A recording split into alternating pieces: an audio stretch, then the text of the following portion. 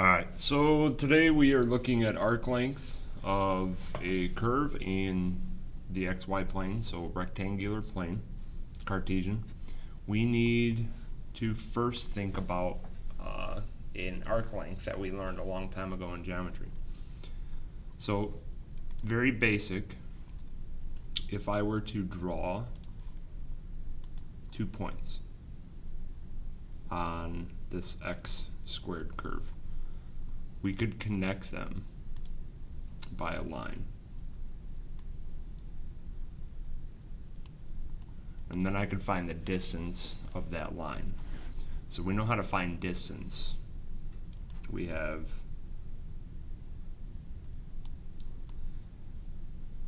a triangle that is created, so a right triangle.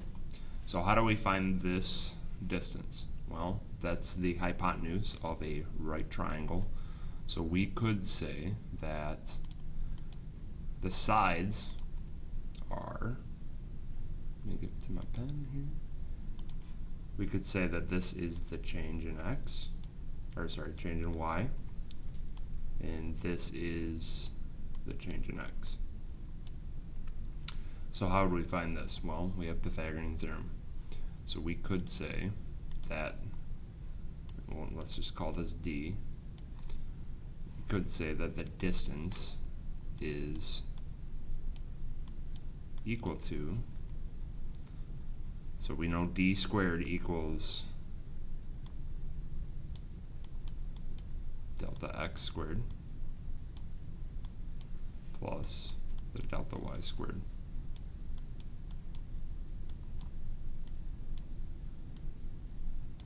Now we can just say, if we square root both sides, we would have the square root of x squared plus y squared.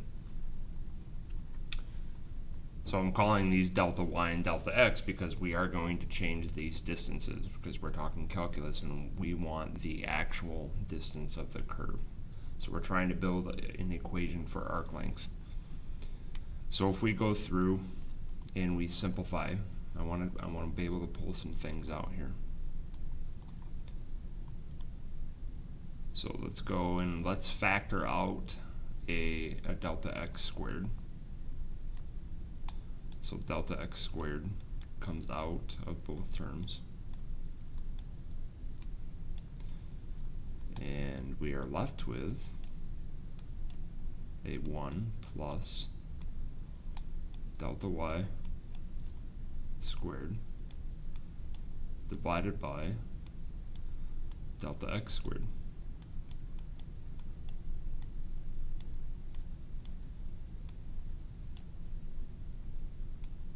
Alright, so that's just factored out. We divided it out. So now we know we can square root if we have two things that are being multiplied together, we can square root them separately. So the square root of delta x squared is just going to be delta x. So we can go ahead and take that outside. And we're left with the 1 plus delta y over delta x quantity squared. Because we know if we're squaring two things, we can just square the fraction itself. So now we need to think about what delta y over delta x is. Well, that is the derivative of the function. So we can go ahead and rewrite this. If we're given a function, f of x, that's the derivative. No, that's not in the right spot.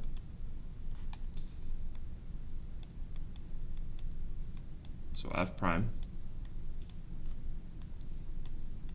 and we're going to square it, add a 1, take the square root of it.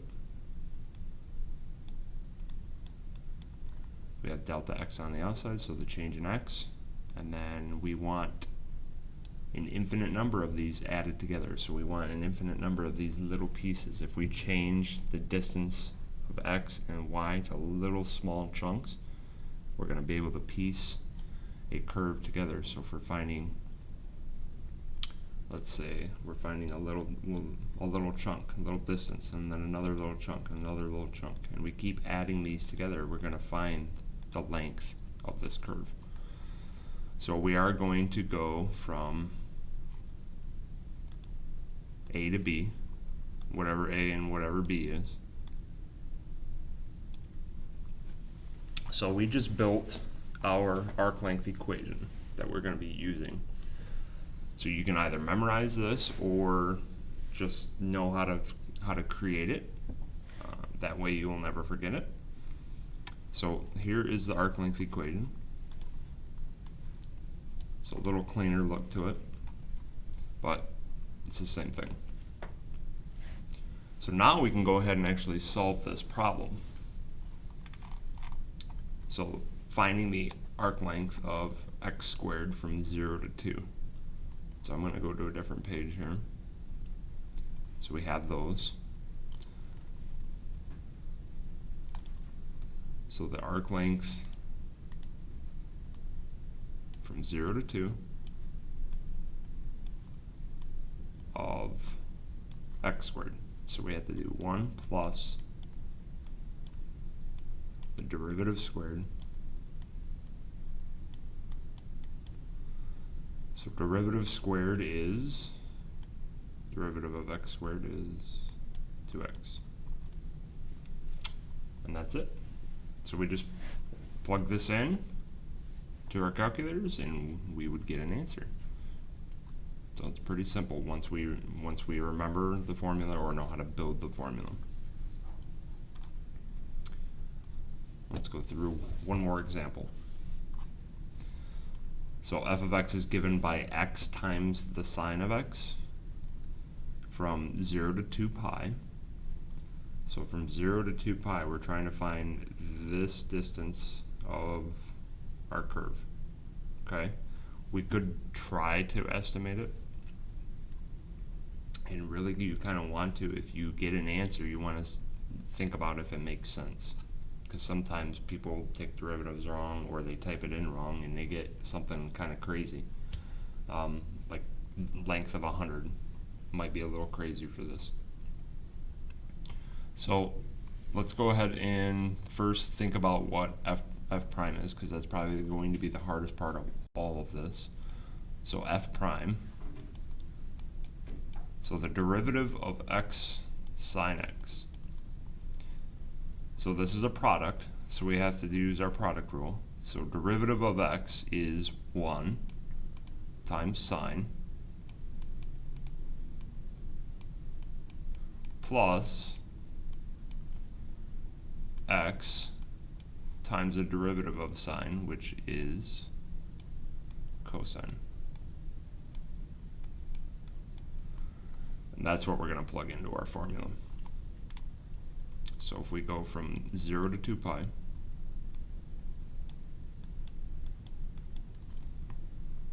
of square root 1 plus derivative squared.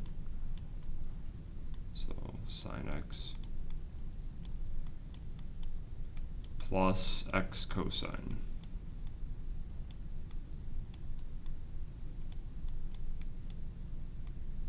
And then we have to remember quantity squared. A lot of people forget about the quantity squared.